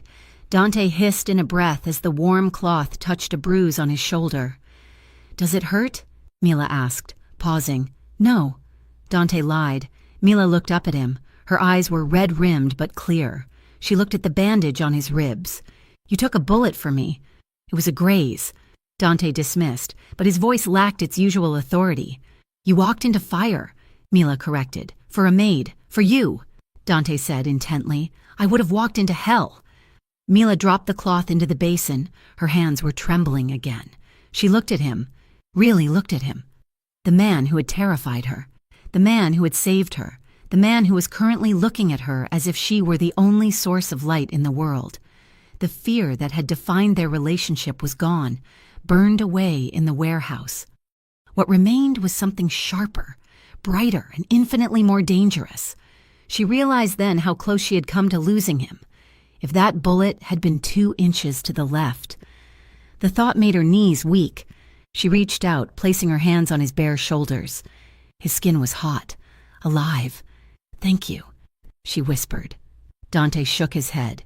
"Do not thank me for cleaning up a mess I made. You saved my life," Mila said.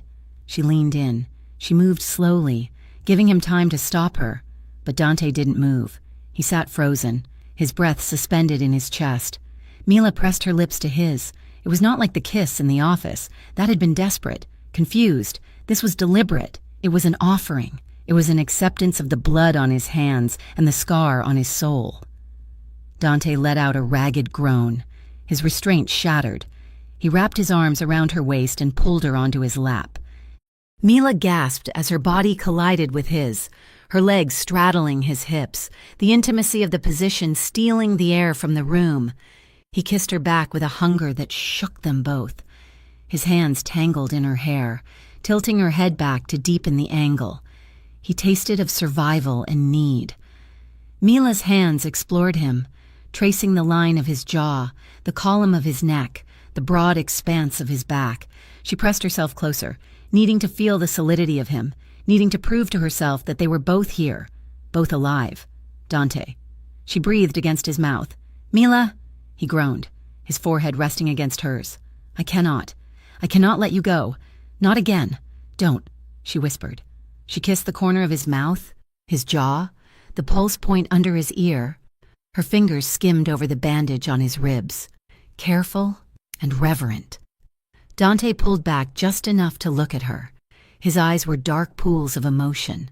There was no boss left in them, no cold syndicate leader. Just a man who had found his home. "Stay with me," he asked. His voice was rough, stripped bare of all defenses. "Stay with me tonight," Mila nodded. "Yes."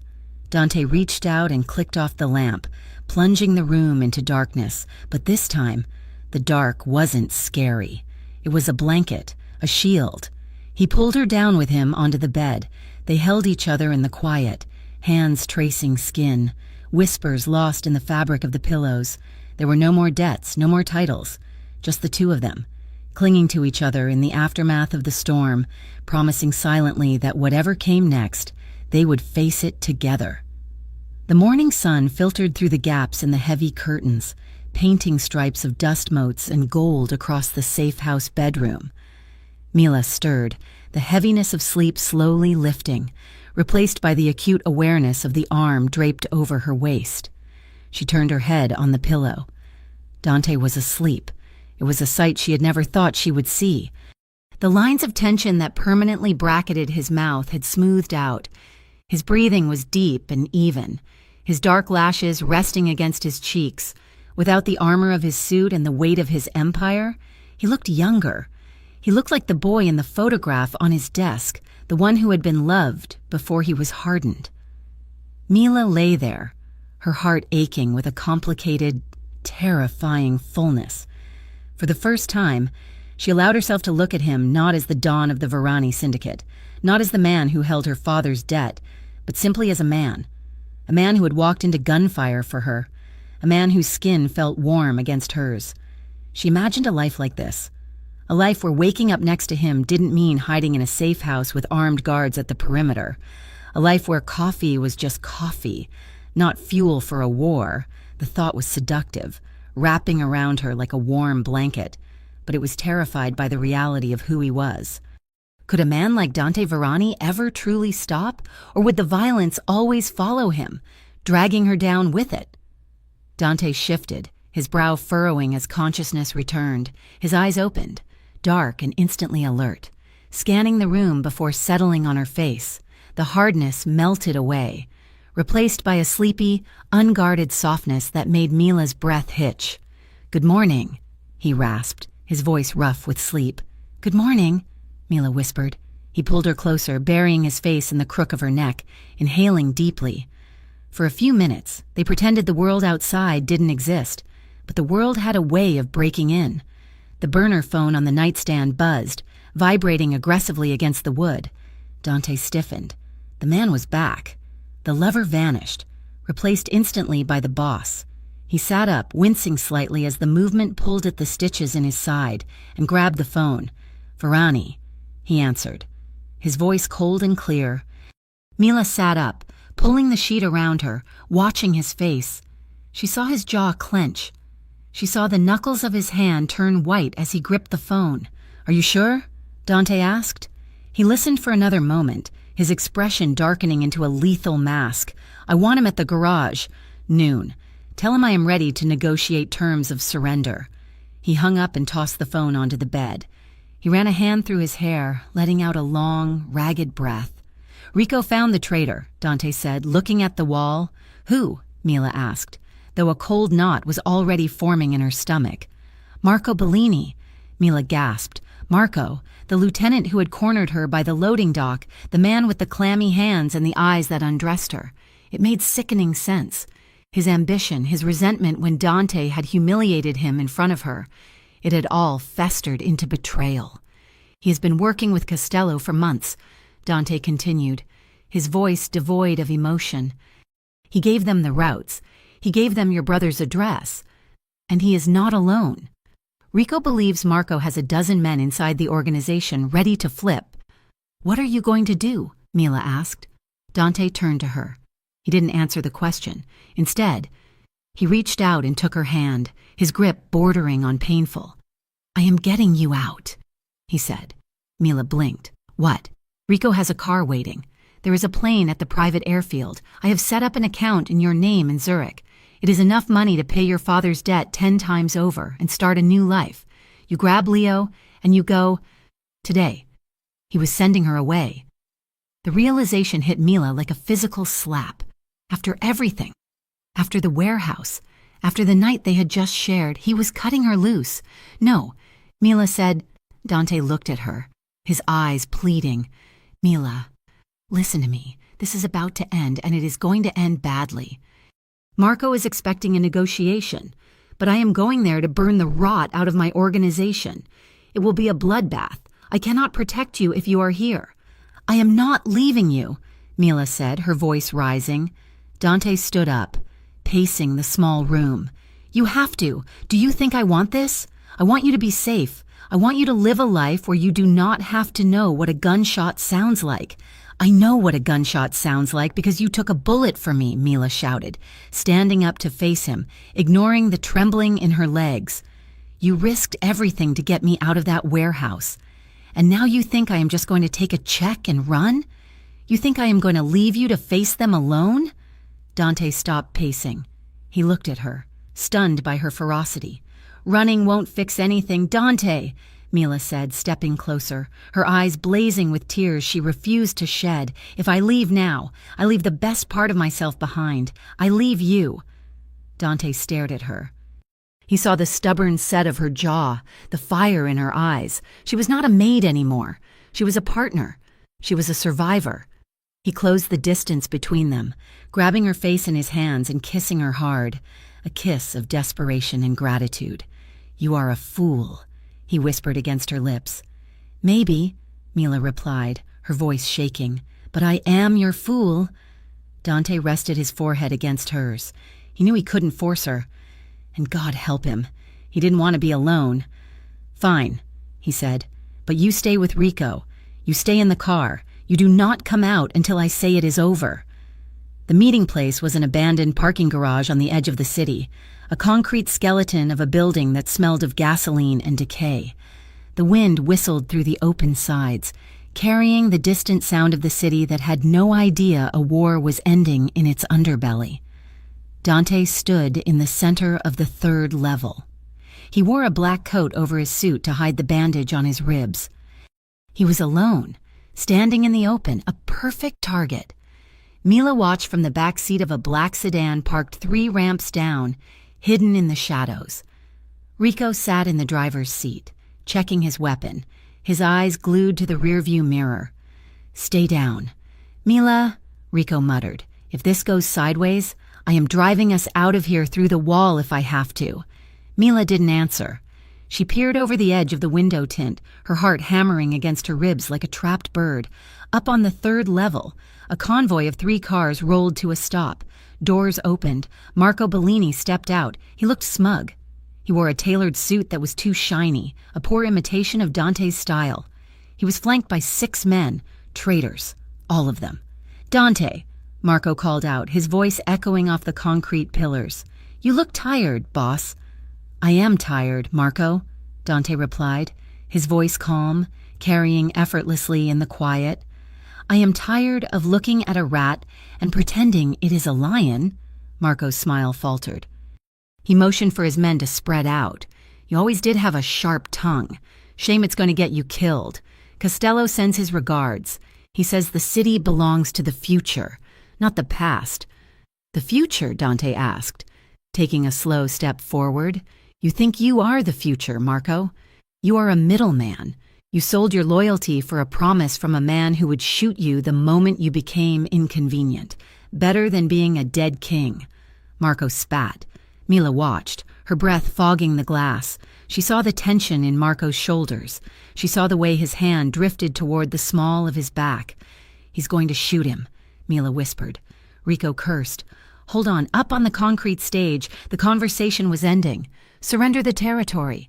Dante," Marco said, "sign the papers, and maybe I let you walk away." "There are no papers," Dante said. Marco's eyes narrowed. "Then there is no deal." Marco reached behind his back. He wasn't reaching for a contract. He was drawing a gun that he had taped there, hidden from a casual glance. Dante was fast, but he was injured. He was favoring his left side. He wouldn't be fast enough. Mila didn't think. She didn't calculate the odds. She didn't remember Rico's order to stay down. She threw open the car door.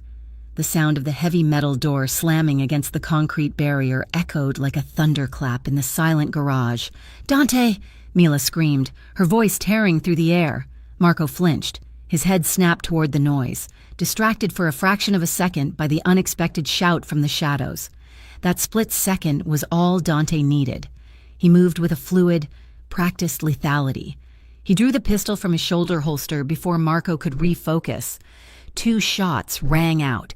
Bang, bang! The first shot hit Marco in the shoulder.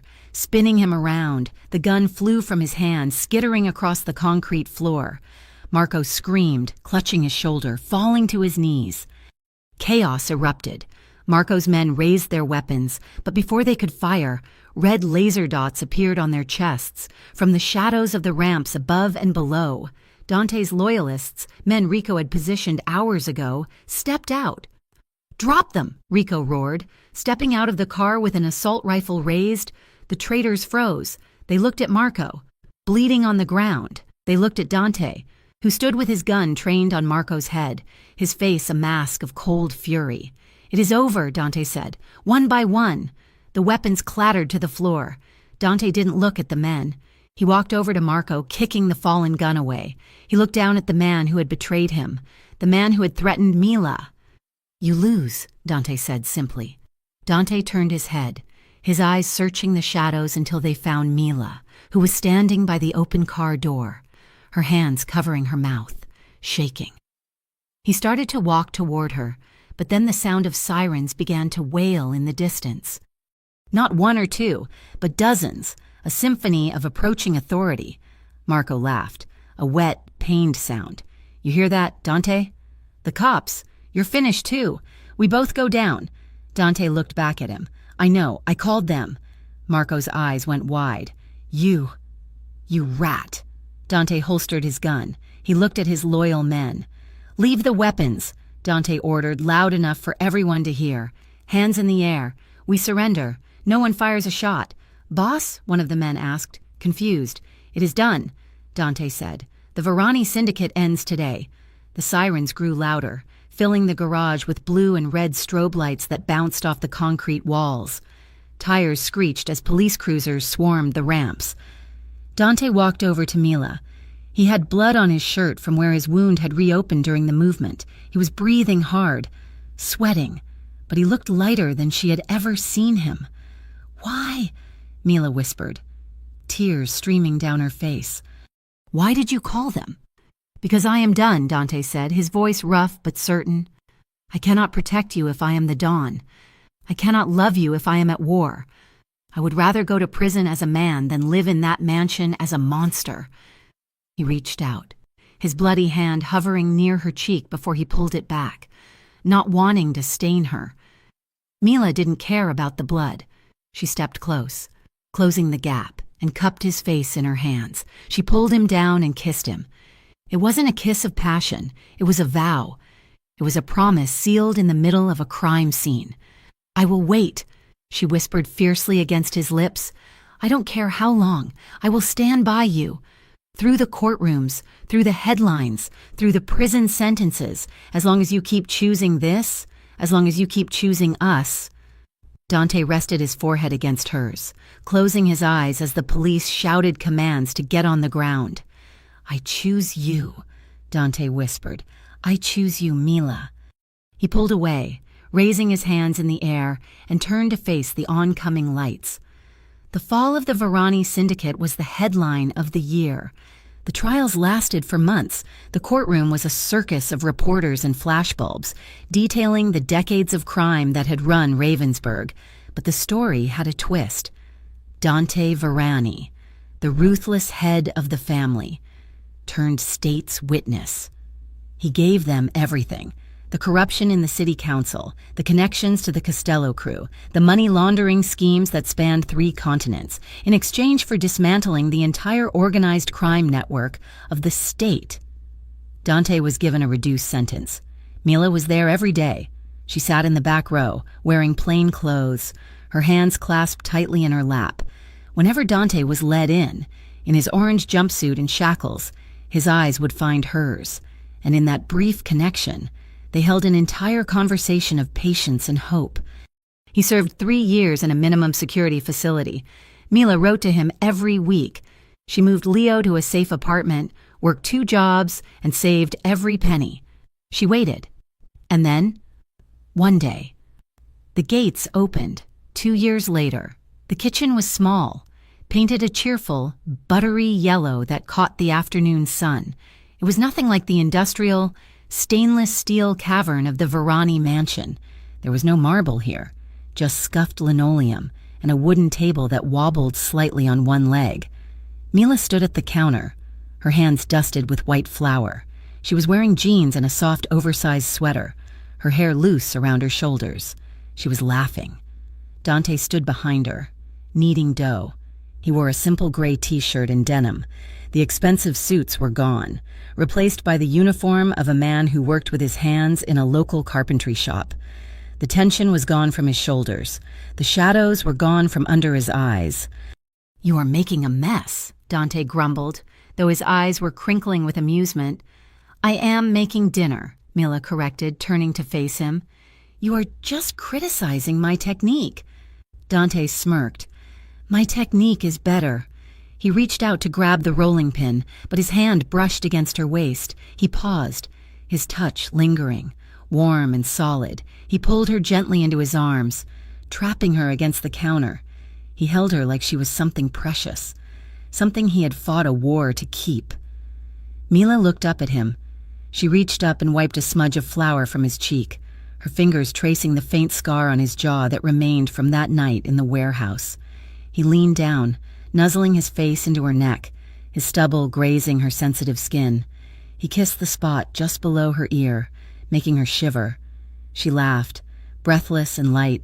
"Touch me again and I'll scream," she teased, the words an echo of a dark hallway a lifetime ago. Dante pulled back to look at her, a smile playing on his lips, a real, genuine smile that reached his eyes. Mila smiled back, her heart swelling so full she thought it might burst. "From happiness," she finished softly. Dante kissed her forehead, then her nose, and finally, her lips. It was a warm, unhurried kiss, tasting of flour and coffee and peace. "I love you," he whispered. "I love you," Mila replied. Outside the window, the sun was setting over a quiet street in a town far away from Ravensburg. Leo was in the living room, watching a game. The world was quiet. They carried their scars, invisible and visible, but they were free. They were no longer boss and maid. They were just Dante and Mila, two people who had found their way out of the dark hall and into the light together. Thank you so much for listening to this story. I hope you enjoyed the journey of Dante and Mila as much as I enjoyed writing it for you. If you liked this story, please let me know in the comments. I would love to hear where you are listening from and what your favorite part of the story was. Was it the tension in the hallway or the quiet moment in the kitchen? Please don't forget to like this video and subscribe to the Mafia Romance Stories channel for more emotional, heart-pounding tales of love and redemption. Your support means the world to me. Until next time, keep believing in love.